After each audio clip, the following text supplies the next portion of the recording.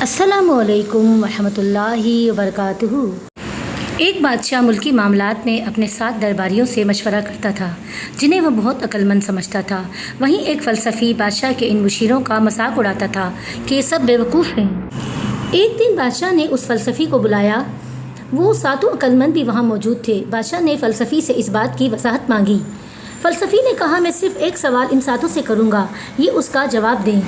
ان سب کو ایک دوسرے سے الگ بٹھا دیا جائے اور ان کو ایک ایک کاغذ دے دیا جائے۔ جب سب کو کاغذ مل گیا تو اس نے پوچھا، روٹی کیا ہے؟ جواب کاغذ پر لکھ کر بادشاہ کو دے دیں۔ 7 عقل مندوں نے الگ الگ جواب لکھا اور کاغذ بادشاہ کو دے دیا۔ بادشاہ نے جواب پڑھنے شروع کیے۔ پہلے کا جواب تھا، روٹی ایک خوراک ہے۔ دوسرے نے لکھا تھا، یہ آٹے کو پانی میں گوندھ کر پکائی جانے والی چیز ہے۔ تیسرے کی تحریر تھی، جس گندم سے روٹی بنائی جاتی ہے وہ اللہ کا تحفہ ہے۔ چوتھے کا جواب تھا، یہ گول سا ایک پکوان ہے۔ پانچویں نے لکھا تھا، اس کے معنی بدلتے رہتے ہیں۔ چھٹے نے لکھا تھا، یہ غذائیت سے بھرپور چیز ہے۔ ساتویں کا جواب تھا، اس چیز کی بنیاد گندم ہے جو پیٹ بھرنے کے کام آتی ہے۔